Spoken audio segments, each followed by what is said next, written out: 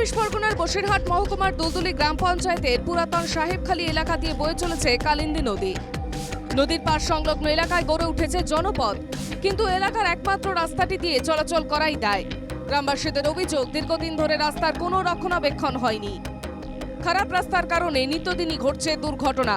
যে কোনো মুহূর্তে কালিন্দীর গর্ভে চলে যেতে পারে 2 কিলোমিটার রাস্তা। রাস্তাটা মেরামত হোক, পাকা রাস্তা হোক। অসুখ বিসুখ হলে একটা রুগীদের বাড়ির থেকে নিয়ে যাবো, সেটার কোনো উপায় নেই। খুব কষ্ট হয় আমাদের নিয়ে যেতে। আর ভাঙনটা ইদানিং উঠেছে 4 বছর ধরে, 5 বছর ধরে হচ্ছে। একটু একটু করে ভাঙতে ভাঙতে এখন নদীর কাছে, রাস্তার কাছে এসে গেছে জল। এবারে এই 2-1 দিনের মধ্যে হয়তো জল ঢুকে যাবে ঘেরের মধ্যে। রাস্তার পাশাপাশি বিপজ্জনক হয়ে পড়েছে কালিন্দী নদীর বাঁধ।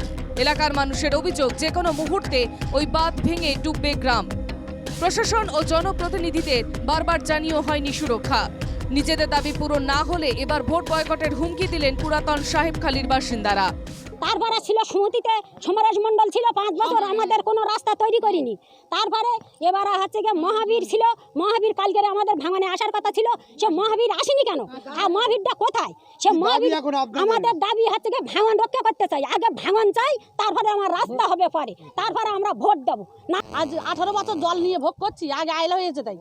এখন গাছগাছালি হয়নি, এখন ধান চালায় না। এবছর 2টো ধান হয়েছে, যাতে জল না ঢোকে 1 সপ্তাহের ভিতরে আমাদের কাজটা যেন কমপ্লিট হয়। সেই সঙ্গে আমাদের রাস্তাটা যেন প্রত্যেক সংসদের মিটিং জানাচ্ছি, প্লাস আমাদের এমএলএ সাহেব এসেছে, সেখানে জানাইছি। এমনও বলেছি ভোট দেবো না আমাদের রাস্তাটা না হলে। ভাঙন রোধে দ্রুত বাঁধ নির্মাণের কাজ হবে বলে আশ্বাস দিয়েছেন দুলদুলি গ্রাম পঞ্চায়েতের প্রধান। রাস্তাটা ওখানে কাঁচা আছে, এখন সরকার বলছিল যে আমাদের ওখানে টেন্ডারও হয়ে গেছে, রাস্তা তাড়াতাড়ি হয়ে যাবে এবং ভাঙন লেগেছে। আজ আর কালকের মধ্যে আমরা ওখানে খাঁচা ফেলে দেবো, তাড়াতাড়ি ওরা সোজা হয়ে যাবে।